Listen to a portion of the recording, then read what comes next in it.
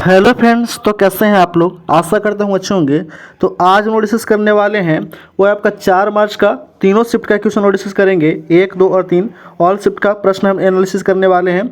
और ये हम लोग 2 तारीख से स्टार्ट किए थे, ठीक है। और आज हम लोग जो है वो 4 तारीख का जितने भी क्वेश्चन जो था तीनों शिफ्ट का क्वेश्चन डिस्कस करने वाले हैं, जिसमें आपको जीके जीएस करंट अफेयर से रिलेटेड क्वेश्चन जो वो डिस्कस किया जाता है। यहाँ पे आप देख सकते हैं, ठीक है। यहाँ पे दिया गया है कुछ क्वेश्चन।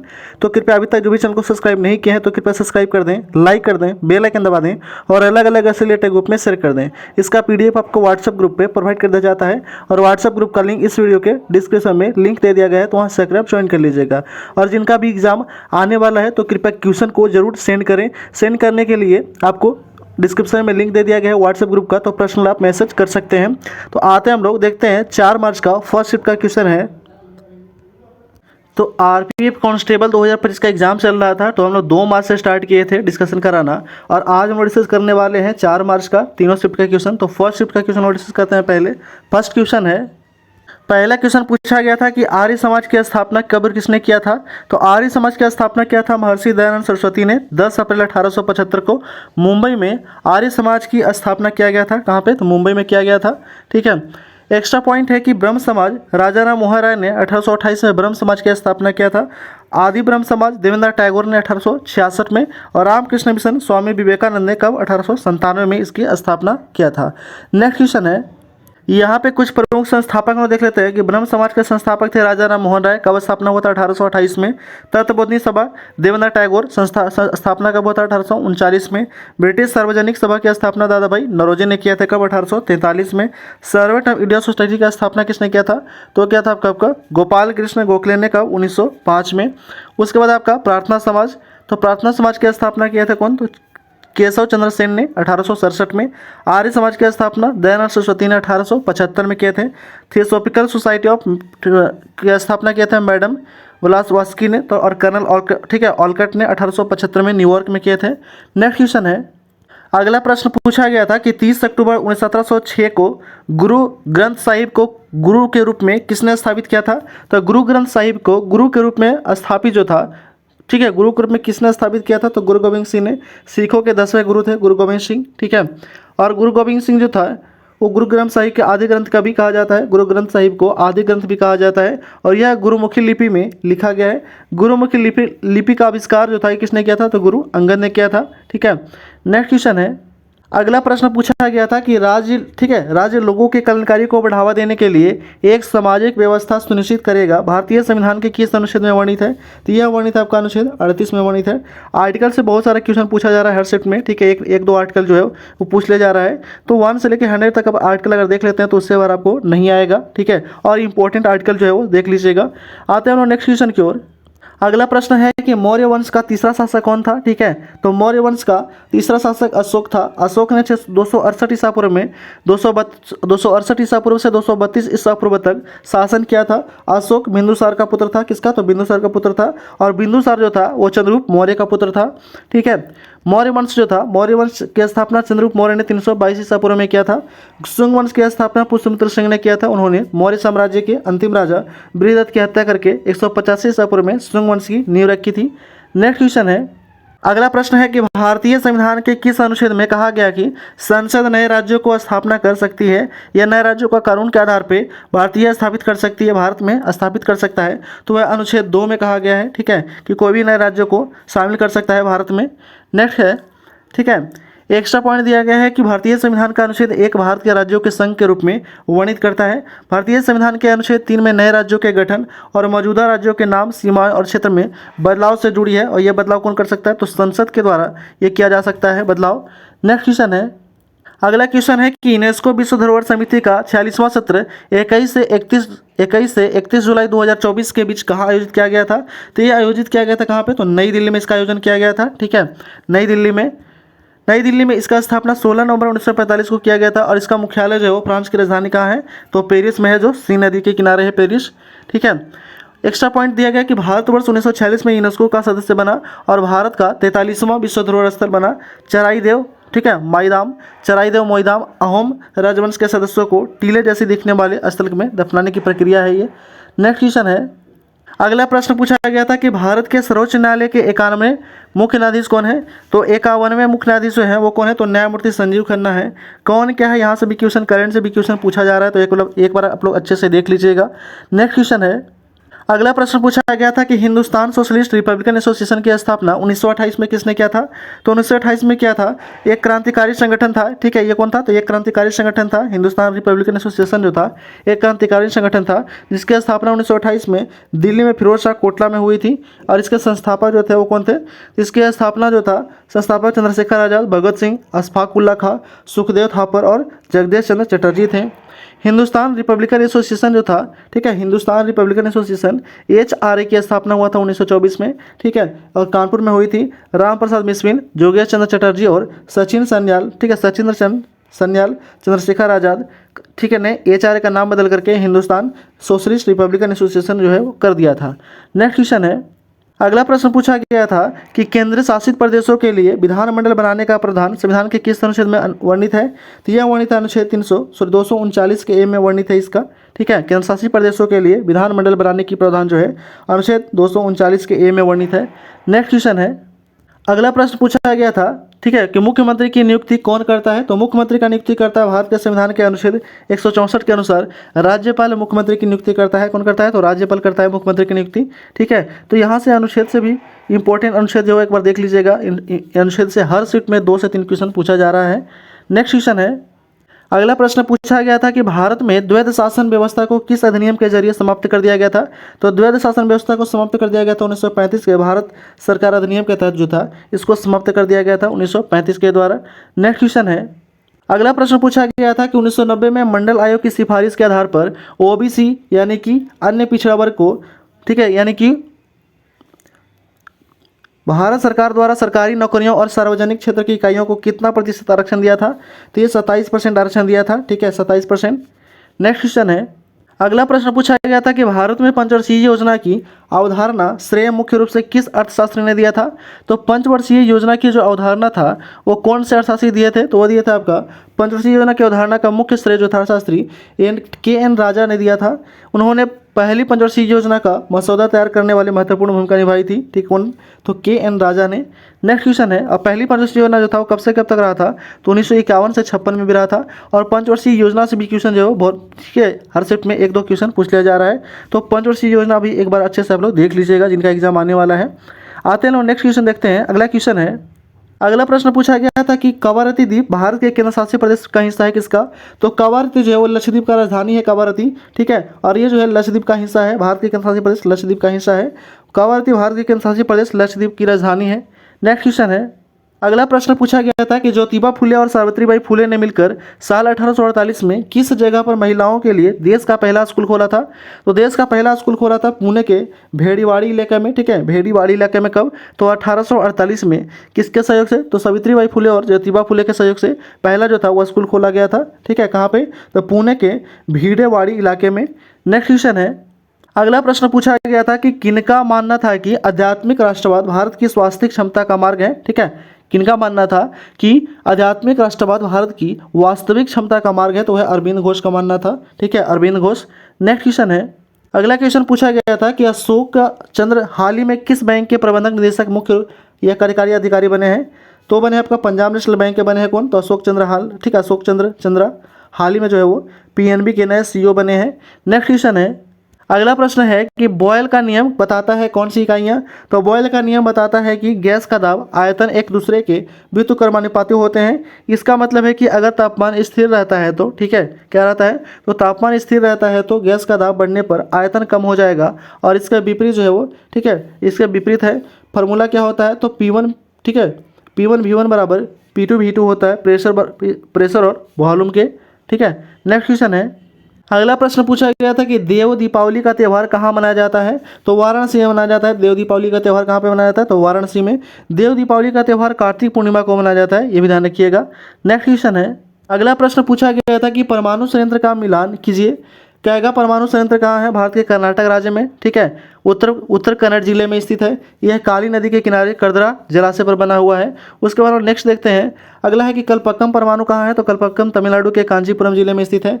रावतभाटा परमाणु ऊर्जा संयंत्र कहाँ है, तो राजस्थान के चित्तौड़गढ़ जिले में स्थित है, ठीक है। नेक्स्ट क्वेश्चन है, अगला प्रश्न पूछा गया था कि खारदुंग ला दर्रा जो है वो स्थित है कहाँ, तो ठीक है, खारदुंग ला दर्रा जो है स्थित है कहाँ पे, लद्दाख में स्थित है खारदुंग ला दर्रा। नेक्स्ट क्वेश्चन है, अगला प्रश्न है कि आज़ादी के समय कितने प्रतिशत जनसंख्या कृषि पर आधारित थी, तो आज़ादी के समय ठीक है भारत की जनसंख्या 75% जो था वो कृषि पर आधारित था, 75%। नेक्स्ट क्वेश्चन है, क्वेश्चन पूछा गया था कि थार मरुस्थल की भूमि जो है वह कैसी है, तो थार मरुस्थल की जो भूमि है ज़्यादातर ज़मीनी रेत के टीले से ढकी हुई है। यह मरुस्थल शुष्क और बर्बादी वाली ज़मीन का उदाहरण है। यहाँ की मिट्टी में क्षारीयता की समस्या और यह रेगिस्तान ठीक है रेगिस्तानी मिट्टी है। नेक्स्ट क्वेश्चन है, तो यहाँ पे जो प्लाज्मा झिल्ली के बारे में क्वेश्चन पूछा गया था, एग्जैक्ट क्वेश्चन यहाँ पे ठीक है कंफर्म नहीं हुआ था। कोशिका झिल्ली और प्लाज्मा झिल्ली एक जीवित पतली नाजुक लोचेदार चुनिंदा परागमा झिल्ली है जो प्रोटीन और लिपिड से बनी होती हैं, जो पौधे और पशुओं कोशिका दोनों में मौजूद होती हैं, ये ध्यान रखिएगा। नेक्स्ट क्वेश्चन है, अगला प्रश्न पूछा गया था कि अरुंधति राय की कौन सी पुस्तक 2025 में लॉन्च होने वाली है, तो Mother Mary comes to me ठीक है, Mother Mary comes to me यह पुस्तक जो है वो लॉन्च होने वाली है, अरुंधति राय की पुस्तक है।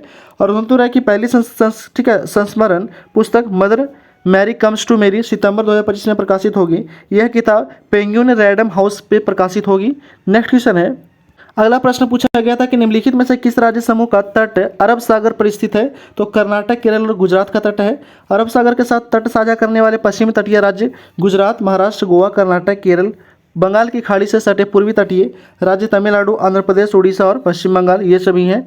नेक्स्ट क्वेश्चन है, अगला प्रश्न पूछा गया था कि भारतीय रिजर्व बैंक आरबीआई ने रेपो दर में कितनी कटौती की है, तो भारतीय रिजर्व बैंक जो है रेपो दर में 25 आधार अंकों की कटौती की, जिसमें 6.5 से घट करके 6.5 से घट करके 6.25 हो गया है, यानी कि 6.50 से घट करके 6.25 हो गया है। ठीक है, ये ध्यान रखिएगा। रेपो रेट से भी क्वेश्चन जो है वो 2-3 शिफ्ट में पूछा गया है।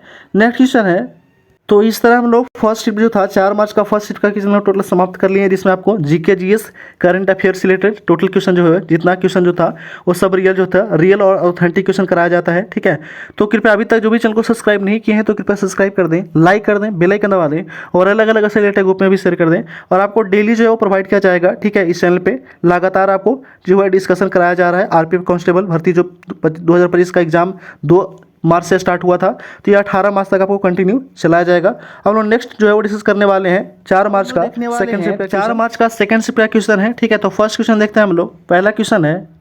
पहला क्वेश्चन है कि राव तुलाराम सिंह ने 1857 की क्रांति का नेतृत्व कहाँ से किया था, तो ये किया था आपका रेवाड़ी हरियाणा से किए थे। 1857 की क्रांति से हर एक एग्जाम में क्वेश्चन जो है हर एक शिफ्ट में क्वेश्चन पूछा जा रहा है, तो एक बार आप लोग अच्छे से 1857 की क्रांति को देख लीजिएगा, ताकि आपको एक भी क्वेश्चन जिनका एग्जाम आने वाला है, जिनका एग्जाम नहीं हुआ है, तो उनके लिए ठीक है मददगार साबित होगा।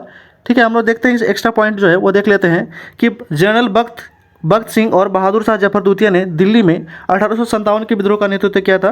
मंगल पांडे ने बैरकपुर छावनी से उन्होंने क्रांति की शुरुआत की थी। रानी लक्ष्मीबाई ने झांसी उन्होंने नेतृत्व किया था। कुंवर सिंह बिहार से उन्होंने नेतृत्व किया था। खान बहादुर खान बरेली से नेतृत्व किया था। और बेगम हजरत महल जो थे वो कहाँ से, तो बेगम हजरत महल जो थे लखनऊ से नेतृत्व कर रहे थे। नाना साहिब कानपुर से नेतृत्व कर रहे थे। और ये क्रांति स्टार्ट कब होता है, तो 10 मई 1857 को यह मेरठ से स्टार्ट होता है। नेक्स्ट क्वेश्चन है, अगला प्रश्न पूछा गया था कि संत रामकृष्ण परमहंस का जन्म पश्चिम बंगाल के किस जगह पे हुआ था, तो ये हुआ था हुगली जिले के ठीक है कामारपुकुर गांव में हुआ था। उनका जन्म 18 फरवरी 1836 को हुआ था। उनका बचपन का नाम था गदाधर चट्टोपाध्याय था। क्या नाम था, तो गदाधर चट्टोपाध्याय था। नेक्स्ट क्वेश्चन है, अगला क्वेश्चन पूछा गया था कि आरबीआई के द्वारा घोषित वर्तमान रेपो रेट क्या है, तो रेपो रेट से बहुत सारा क्वेश्चन पूछा जा रहा है। ठीक है, हर एक शिफ्ट में लगभग रेपो रेट से क्वेश्चन पूछा जा रहा है। तो एक बार आप लोग देख लीजिएगा मौद्रिक नीति के बारे में कि मौद्रिक नीति समिति जो है रेपो दर को 6.50 से घटाकर से 25 आधार अंक तक कम कर दिया, जिसे 7 फरवरी 2025 तक वर्तमान रेपो दर जो हो गया 6.25% हो गया है। ठीक है, आरबीआई का स्थापना कब हुआ था, तो 1 अप्रैल 1935 को स्थापना होता है किसके समिति पे, तो यंग हिन हिल्टन समिति के सिफारिश पर इसकी स्थापना होता है। नेक्स्ट क्वेश्चन है, अगला प्रश्न है कि पोटेशियम नाइट्रेट को और किस नाम से जाना जाता है, तो पोटेशियम नाइट्रेट का फॉर्मूला होता है KNO3 और इसका अन्य नाम से सॉल्ट पीटर सोरा या नाइट्रेट के नाम से भी जाना जाता है, ये भी ध्यान रखिएगा। नेक्स्ट क्वेश्चन है, अगला प्रश्न है कि 1857 की क्रांति के राजनीतिक कारण क्या थे। तो राजनीतिक कारण जो थे 1857 की क्रांति के राजनीतिक कारण थे ब्रिटिश सरकार की विस्तारवादी नीति, व्यक्तिगत सिद्धांत, ब्रिटिश ईस्ट इंडिया कंपनी की विस्तार नीति, ब्रिटिश सरकार के आक्रामक विलय नीति, ठीक है, ये सब जो था, और राज्य हड़प नीति जो था, ये सभी नीति जो था वो शामिल था। उसके साथ साथ जो था वो धार्मिक अवधारणाओं की क्षति पहुंचाना, ठीक है, व्यक्तिगत जो था, व्यक्तिगत लोगों को हैरेस करना, यानी कि उसको लूटपाट करना, क्षति पहुंचाना, ये सभी जो था वो कारण था 1857 की क्रांति का मुख्य कारण था। नेक्स्ट क्वेश्चन है, अगला प्रश्न पूछा गया था कि निम्नलिखित में से किस फिल्म को आईफा पुरस्कार दिया गया है। तो आईफा पुरस्कार दिया गया, देख लेते हैं हम लोग किसको दिया गया है, ठीक है, 2013 से देखते हैं। 2013 में बर्फी को मिला था, अनुराग बसु निर्माता थे। 2010 में मिला था इंडियन, ठीक है, इंडियंस इडियट्स, राजकुमार हिरानी थे इसके निर्देशक निर्माता। 2009 में जोधा अकबर को आशुतोष ठीक है गोवरकी को। 2006 में ब्लैक को संजय लीला भंसाली। 2005 है, ठीक है, वीर जरा यश चोपड़ा। 2004 में कल होना हो यश, ठीक है, यश जौहर को। और 2003 में देवदास भरत शाह। नेक्स्ट क्वेश्चन है, अगला प्रश्न पूछा गया था, ये 4 मार्च का सेकंड शिफ्ट का क्वेश्चन है, ध्यान रखिएगा, ठीक है, 4 मार्च का सेकंड शिफ्ट का क्वेश्चन है। और अभी तक चैनल को अगर सब्सक्राइब नहीं किए हैं तो आप सब्सक्राइब कर दीजिए, बेल आइकन दबा दीजिए, और अलग अलग ऐसे रिलेटेड ग्रुप में भी शेयर कर दीजिए। इसका पीडीएफ आपको व्हाट्सएप ग्रुप पे प्रोवाइड कर दिया जाता है, और व्हाट्सएप ग्रुप का लिंक इस वीडियो के डिस्क्रिप्शन में दे दिया गया है, तो वहाँ से जाकर आप ज्वाइन कर लीजिएगा। जिनका एग्जाम अभी नहीं हुआ है, जिनका एग्जाम हो रहा है, तो कृपया क्वेश्चन जरूर सेंड कर दें। क्वेश्चन सेंड करने के लिए आपको व्हाट्सएप ग्रुप ज्वाइन करना पड़ेगा, और व्हाट्सएप ग्रुप का लिंक इस वीडियो के डिस्क्रिप्शन में दे दिया गया है, वहाँ से आप जा करके ज्वाइन करके हमको पर्सनल मैसेज कर सकते हैं, ठीक है। आते हैं हम लोग नेक्स्ट क्वेश्चन की ओर। अगला प्रश्न है, और ये जितने भी क्वेश्चन आपको कराया जा रहा है सभी क्वेश्चन जो है वो रियल क्वेश्चन है। तारापुर परमाणु ऊर्जा संयंत्र किस राज्य में स्थित है। तो तारापुर परमाणु ऊर्जा संयंत्र जो है ये महाराष्ट्र राज्य में स्थित है, ठीक है। और देख लेते हैं इससे रिलेटेड, ठीक है, जितने भी परमाणु संयंत्र हैं। रावतभट्टा कहाँ है, तो राजस्थान में है। कुंडमकुलम कहाँ है, तो कुंडमकुलम और कल्पक्कम तमिलनाडु में है। कैगा है कर्नाटक में। काकरापारा गुजरात में है। और नरोरा कहाँ है, तो उत्तर प्रदेश में है। नेक्स्ट क्वेश्चन है, अगला प्रश्न पूछा गया है कि हरित क्रांति में कौन से बीज का प्रयोग किया गया था। तो हरित क्रांति में गेहूं, चावल, बाजरा और मक्का के लिए उच्च उपज देने वाले बीजों का इस्तेमाल किया गया था। हरित क्रांति का जनक किसको कहा जाता है, तो भारत में एम.एस. स्वामीनाथन को कहा जाता है। नेक्स्ट क्वेश्चन है, अगला प्रश्न पूछा गया था कि 1991 में उदारीकरण का प्रमुख परिणाम क्या था। तो उदारीकरण का प्रमुख परिणाम जो था, ठीक है, परिणाम जो था 1991 में उदारीकरण के प्रमुख परिणाम जो थे वो क्या थे, तो वैश्वीकरण जो थे, क्या थे, वैश्वीकरण। देश विदेश कंपनियों का आगमन हुआ और विदेशी व्यापार बढ़ा। पूंजी का प्रभाव क्या हुआ, तो पूंजी के अप्रतिबंधित प्रभाव में कंपनियों के निवेशकों में धन मिलने लगा। उत्पादन बढ़ा, क्या हुआ, उत्पादन बढ़ा। कंपनियों को उत्पादन क्षमता में विविधता लाने और उत्पादन की लागत में कम करने में आसानी हुई। नई नौकरियां मिली, करोड़ों नई नौकरियां बनी और करोड़ों लोग की गरीबी रेखा से ऊपर उठे। उसके बाद क्या हुआ था, तो उसके बाद जो है आपको उद्योग का विस्तार हुआ। उद्योग को विभिन्न तरह की रियायतें मिली और निजी क्षेत्र पर लगे प्रतिबंध को हटा दिया गया था। प्रतिबंध हटाने से क्या फायदा होता है, तो प्रतिबंध हटाने के बाद माल, सेवा, पूंजी, मानव संसाधन और प्रौद्योगिकी के अंतर्राष्ट्रीय प्रवाह की अनुमति मिली थी। 1991 में आर्थिक सुधार की उदारीकरण, निजीकरण और वैश्वीकरण की नीति, ठीक है, नीति के रूप में नाम से भी जाना जाता है। किस नाम से, तो उदारीकरण, निजीकरण और वैश्वीकरण की नीति के नाम से भी जाना जाता है। नेक्स्ट क्वेश्चन है, अगला प्रश्न पूछा गया था कि साल 1905 में बंगाल के विभाजन के समय भारत के वायसराय कौन थे। तो 1905 में भारत के वायसराय कौन थे, तो वो थे आपका लॉर्ड कर्जन थे, जो 1899 से लेकर के 1905 तक रहे थे, ठीक है। तो 1905 में बंगाल का विभाजन हुआ था। तो 20 जुलाई 1905 को बंगाल विभाजन की घोषणा हुई थी, लेकिन ये विभाजन हुआ था कब, घोषणा हुआ था, ठीक है, 20 जुलाई 1905 को, लेकिन 16 अक्टूबर 1905 को लागू हो गया था। बंगाल विभाजन 1911 में रद्द कर दिया गया और इसे लॉर्ड हार्डिंग द्वितीय के द्वारा रद्द जो था वो कर दिया गया था।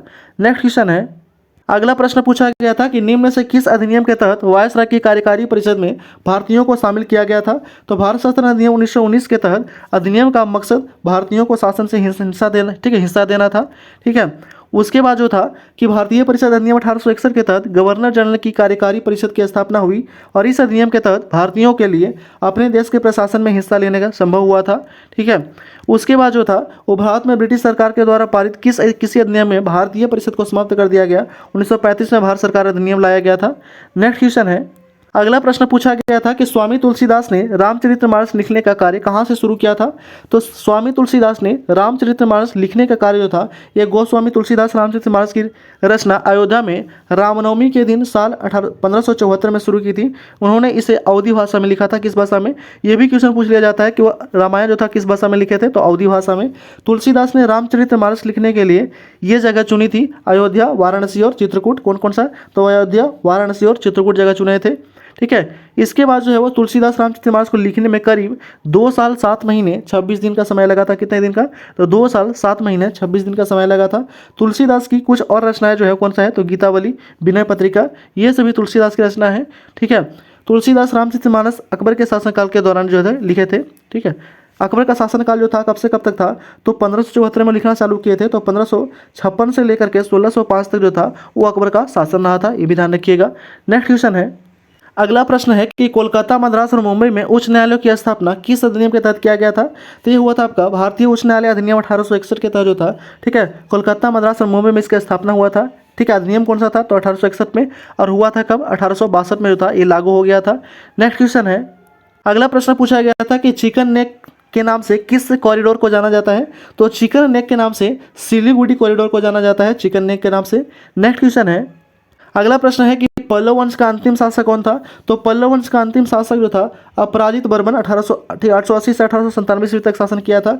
पल्लव वंश का संस्थापक जो था कौन थे, तो श्री विष्णु थे। ठीक है, उसके बाद जो थे नरसिंहवर्मन प्रथम पल्लव वंश के सबसे शक्तिशाली राजाओं में से एक थे। महेंद्रवर्मन प्रथम पल्लव वंश के एक प्रमुख राजा थे। नेक्स्ट क्वेश्चन है, अगला प्रश्न पूछा गया था कि लद्दाख के सिंकुला दर्रे को हिमाचल प्रदेश में जोड़ने के लिए सड़क का निर्माण किसके द्वारा किया जा रहा है। तो सड़क का निर्माण जो है वो किया जा रहा है BRO के द्वारा। ठीक है, बोर्ड रोड ऑर्गेनाइजेशन के द्वारा इसका जो है वो निर्माण किया जा रहा है। नेक्स्ट क्वेश्चन है, अगला प्रश्न है, पूछा गया था कि केंद्रीय युवा मामले और खेल मंत्री ने खेलो इंडिया राइजिंग टैलेंट ठीक आइडेंटिफिकेशन का कार्यक्रम दूसरे चरण का उद्घाटन कब किया था। तो ये किया था 19 जुलाई 2024 को नई दिल्ली में इसका उद्घाटन किया था। ठीक है, 19 जुलाई 2024 को नई दिल्ली में। नेक्स्ट क्वेश्चन है, अगला प्रश्न पूछा गया था कि मंत्रिपरिषद कौन भंग कर सकता है। तो राज्यपाल, राज्य सरकार मंत्रिमंडल को भंग कर सकता है। वही लोकसभा में भंग करने की आधिकारिक शक्ति जो है राष्ट्रपति के पास है।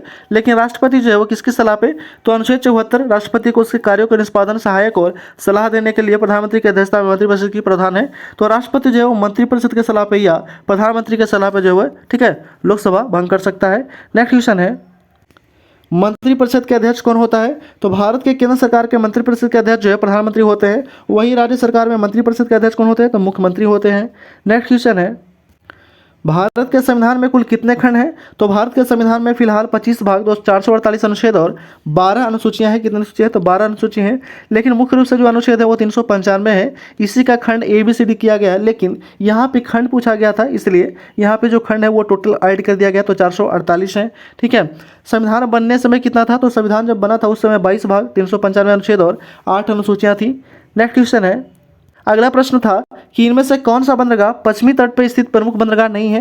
तो प्रमुख बंदरगाह नहीं है पश्चिमी तट का कौन सा, तो भारत के पश्चिमी तट पर स्थित प्रमुख बंदरगाह में मुंबई बंदरगाह, कांडला बंदरगाह, जवाहरलाल नेहरू बंदरगाह, कोचीन बंदरगाह, ठीक है, मोरमू गोवा बंदरगाह, मैंगलोर बंदरगाह, बावधान बंदरगाह, ये जो है क्या है, तो प्रमुख है। ठीक है, तो ऑप्शन के अकॉर्डिंग आपको देखना होता है। भारत के पूर्वी तट पर स्थित प्रमुख बंदरगाह जो है चेन्नई, तुतुकोरम, विशाखापट्टनम, पारादीप और कोलकाता और एनोर है। ठीक है, नेक्स्ट क्वेश्चन है, अगला प्रश्न पूछा गया था कि पंजाब, राजस्थान, गुजरात के तटीय क्षेत्रों में पाए जाने वाले वनों को क्या कहते हैं। तो वनों को कहा जाता है तटीय वन या आर्द्र भूमि वन कहा जाता है। कहाँ पे, तो पंजाब, राजस्थान, गुजरात के तटीय क्षेत्र में जो वन पाए जाते हैं उन्हें हम आर्द्र भूमि वन या ठीक है मैंग्रोव वन के नाम से भी जाना जाता है, या तटीय वन या आर्द्र वन के भी कहते हैं। नेक्स्ट क्वेश्चन है, अगला प्रश्न पूछा गया था कि पंजाब में अधिकांश क्षेत्र किस नदी के द्वारा निर्मित है। तो अधिकांश क्षेत्र जो सिंधु नदी के द्वारा जो है निर्मित है। पंजाब को 5 नदियों की भूमि कहा जाता है। वे 5 नदियां जो है वो कौन कौन से हैं, तो 5 नदियां जो है वो है सतलज है, रावी, ब्यास, झेलम और चिनाब है। सतलज, रावी, ब्यास, झेलम और चिनाब नदियां हैं। ये 5 नदी को भूमि कहा जाता है पंजाब में, और ये 5 नदियाँ पंजाब से होकर के बहती हैं। नेक्स्ट क्वेश्चन है, अगला प्रश्न है कि विलियम मैट्रिक किसके सहयोग से सती प्रथा पर प्रतिबंध लगाया था। तो सती प्रथा पर प्रतिबंध लगाया था राजा राम मोहन राय के सहयोग से 1829 में सती प्रथा पर प्रतिबंध लगाया था। ठीक है, नेक्स्ट क्वेश्चन है, अगला प्रश्न है कि कौन सा मौलिक अधिकार कुछ मामलों में गिरफ्तारी और नजरबंदी के खिलाफ सुरक्षा प्रदान करता है। तो अनुच्छेद 22 जो है वो भारतीय संविधान के अनुच्छेद 22 स्वतंत्रता के अधिकार के अंतर्गत आता है। ठीक है, नेक्स्ट क्वेश्चन है, अगला प्रश्न पूछा गया था कि साल 2024 में ग्लोबल हंगर इंडेक्स में भारत में कितने स्थान पर रहा है। तो भारत 127 देशों में 105वें स्थान पर रहा है। इस सूचकांक में भारत को गंभीर श्रेणी में रखा गया है। भारत जो है वो GHI स्कोर में 27.3 पर रहा है। नेक्स्ट क्वेश्चन है, अगला प्रश्न है कि साल 2023-24 में मानव विकास सूचकांक में भारत की रैंक क्या है। तो मानव विकास सूचकांक में भारत की जो रैंक है 134वीं। यह रिपोर्ट संयुक्त राष्ट्र विकास कार्यक्रम यानी कि UNDP के द्वारा जारी किया जाता है। इस रिपोर्ट के मुताबिक स्विट्जरलैंड को इस सूचकांक में पहला स्थान जो मिला है, ठीक है, किसका, तो स्विट्जरलैंड को पहला स्थान मिला है मानव विकास सूचकांक रिपोर्ट में। नेक्स्ट क्वेश्चन है, अगला प्रश्न है कि मानव विकास सूचकांक की गणना किस आधार पर किया जाता है। तो जीवन प्रत्याशा, शिक्षा, जीवन स्तर के आधार पर किया जाता है मानव विकास सूचकांक की गणना। नेक्स्ट क्वेश्चन है, अगला प्रश्न पूछा गया था कि भारत में मानसूनी वापसी का मौसम किस महीने में होती है। तो ये होता है अक्टूबर नवंबर में वापसी होता है, ठीक है। स्टार्ट कब होता है, तो जून, ठीक है, जुलाई में, जून जुलाई में जो है स्टार्ट हो जाता है। नेक्स्ट क्वेश्चन है, अगला प्रश्न है कि फरवरी 2024 में नई दिल्ली में आयोजित इंडस एक्स शिखर सम्मेलन की प्रौद्योगिकी निर्यात नियंत्रण नीतियाँ और विनियमनों का एक हाइब्रिड सत्र का आयोजन किया गया था। नेक्स्ट क्वेश्चन है, अगला प्रश्न है कि कृषि के लिए सबसे अच्छा फैक्टर कौन सा है। अच्छा ट्रांसपोर्ट सप्लाई, कृषि के लिए अच्छा ट्रांसपोर्ट और जरूरी कृषि उपकरण बहुत ज़रूरी है। अच्छी परिवहन सुविधाओं से उत्पादों को खेतों में बाजार तक पहुंचाया जा सकता है। वही कृषि उपकरणों से खेतों की जुताई, मिल्टिंग और क्या किया जा सकता है, तो ढुलाई जैसे काम आसानी से हो जाते हैं। नेक्स्ट क्वेश्चन है, अगला प्रश्न पूछा गया था कि निम्न में किस अधिनियम के जरिए भारत में वायसराय का पद बनाया गया था। तो वायसराय का जो पद जो था ये बनाया गया था, भारत के पहले वायसराय लॉर्ड कैनिंग भारत सरकार अधिनियम 1858 के तहत नियुक्त किया गया था। इस अधिनियम के जरिए भारत के वायसराय का पद बना था, ठीक है। और इसी अधिनियम के तहत जो था वो जितने भी जो शासन था ईस्ट इंडिया कंपनी का वो सभी क्राउन के हाथों में यानी कि ब्रिटिश के गवर्नर के हाथों में चला गया था। नेक्स्ट क्वेश्चन है, यहाँ पे क्वेश्चन पूछा गया था कैलाशनाथ मंदिर के बारे में कि निर्माण जो है कहाँ पे हुआ था। तो ये कई जगहों पे निर्माण हुआ था। कांचीपुरम के कैलाश मंदिर का पल्लव राज सिंह प्रथम ने बनवाया था। इन्हें नरसिंह वर्मन द्वितीय के नाम से भी जाना जाता है। इस मंदिर को राजसिद्धेश्वर के नाम से भी जाना जाता है। एलोरा के कैलाश मंदिर को राष्ट्रकूट सम्राट कृष्णदेव प्रथम ने बनवाया था और यह मंदिर राष्ट्रकूट वंश राजाओं के कारीगरों के परिश्रम से बना था, ठीक है। नेक्स्ट क्वेश्चन है, अगला प्रश्न पूछा गया था कि खेजड़ी और बबूल किस प्रकार के वन हैं। तो खेजड़ी और बबूल जो है उष्णकटिबंधीय कांटेदार वन में पाए जाने वाले पेड़ हैं। ये वन दक्षिण पश्चिम पंजाब, हरियाणा, राजस्थान, गुजरात, मध्य प्रदेश, उत्तर प्रदेश और अर्धशुष्क क्षेत्रों में पाए जाते हैं। नेक्स्ट क्वेश्चन है, तो इस तरह हम लोग सेकंड शिफ्ट 4 मार्च का सेकंड शिफ्ट का क्वेश्चन भी हम लोग समाप्त कर लिया, जिसमें आपको जीके, जीएस, करंट अफेयर, ठीक है, साइंस का क्वेश्चन ये कराया गया है। तो कृपया अभी तक जो भी चैनल को सब्सक्राइब नहीं किया तो कृपया जरूर सब्सक्राइब कर दें। आपको इसी तरह जो है वो डेली डिस्कशन कराया जाता है और 2 मार्च हम लोग स्टार्ट किए हैं, 18 मार्च तक आपको कंटिन्यू करवाया जाएगा। इस चैनल पे आपको करंट अफेयर, जीके, जीएस का रिलेटेड वीडियो जो है वो डेली प्रोवाइड किया जाता है, तो उसके भी देख लें। आते हम लोग देखते हैं 4 मार्च का थर्ड शिफ्ट का क्वेश्चन। तो अब हम लोग देखने वाले हैं 4 मार्च का थर्ड शिफ्ट का क्वेश्चन हम लोग देखने वाले हैं, ठीक है। फर्स्ट क्वेश्चन है, पहला क्वेश्चन है कि अरावली पर्वत की सबसे ऊंची चोटी जो है वो कौन सा है। तो अरावली पर्वत की सबसे ऊंची चोटी जो है वो कौन सा है, तो वो है आपका गुरु शिखर है। कौन सा है, तो गुरु शिखर है। गुरु शिखर अरावली पर्वत की सबसे ऊंची चोटी है।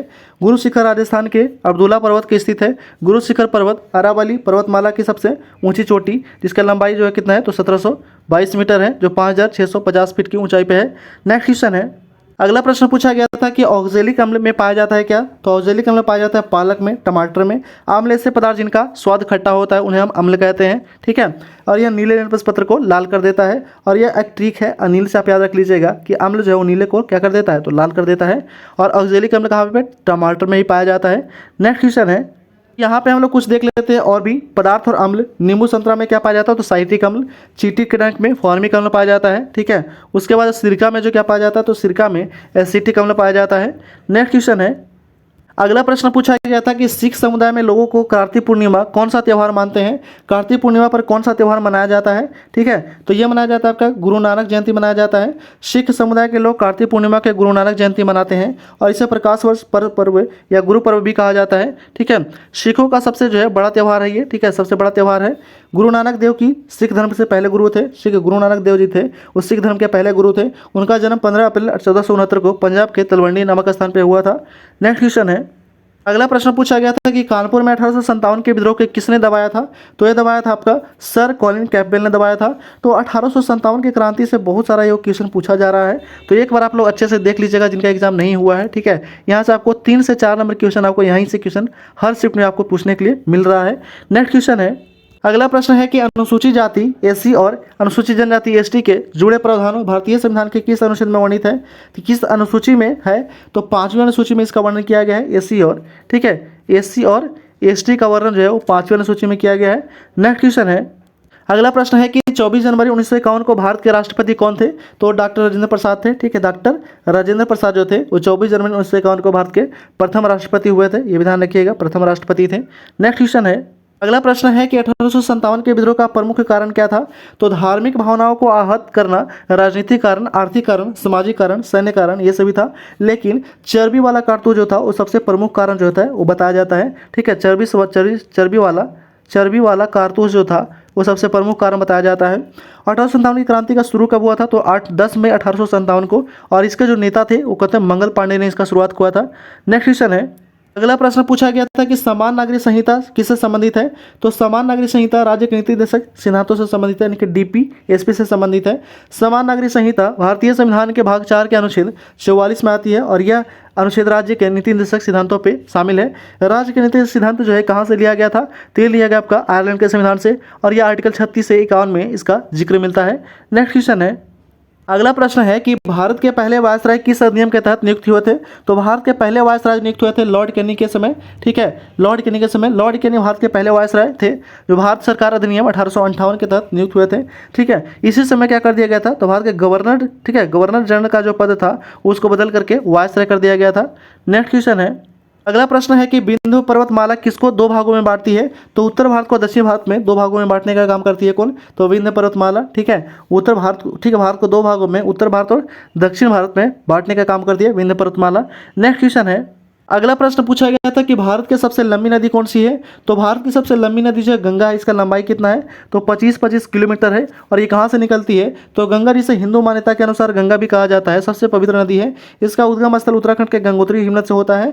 भारत में गंगा का 2525 किलोमीटर दूरी तय करती है, और भारत में सबसे लंबी नदी जिसके बाद गोदावरी सबसे लंबी नदी है, ठीक है, जो 1465 किलोमीटर लंबाई है, ठीक है। और ये जो है ये जो है गंगा कहाँ से बनती है? तो उत्तराखंड, ठीक है। ये जो है हरिद्वार के मैदानी क्षेत्र में अलकनंदा और भागीरथी नदियों को मिलकर के गंगा का निर्माण करती है।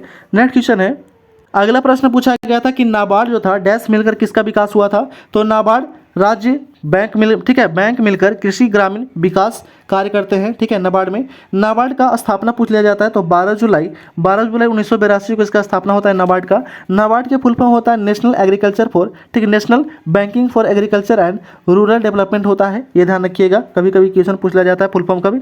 नेक्स्ट क्वेश्चन है, अगला प्रश्न है कि भारत में लू कौन से हिस्से को प्रभावित करता है? तो लू जो है थार मरुस्थल के क्षेत्र को प्रभावित करता है लू, ठीक है, थार मरुस्थल, और ये कहाँ पे है? तो राजस्थान क्षेत्र में। तो राजस्थान और ये पाकिस्तान क्षेत्र में फैला हुआ है थार मरुस्थल, ठीक है। नेक्स्ट क्वेश्चन है, अगला प्रश्न पूछा गया था कि जीएसटी वे संशोधन अधिनियम के द्वारा पारित हुआ था कौन सा अधिनियम के तहत? तो जीएसटी जो था 101वां संविधान संशोधन अधिनियम के द्वारा पारित हुआ था। जीएसटी का अर्थ होता है वस्तु एवं सेवा कर, यानी कि good and service tax. GST को 101वां संविधान संशोधन अधिनियम के रूप में पारित किया गया था, और यह 1 जुलाई 2017 को अस्तित्व में आया था। सबसे पहले जीएसटी जो था कहाँ लगाया गया था? तो 1954 में ये जो था फ्रांस में लगाया गया था।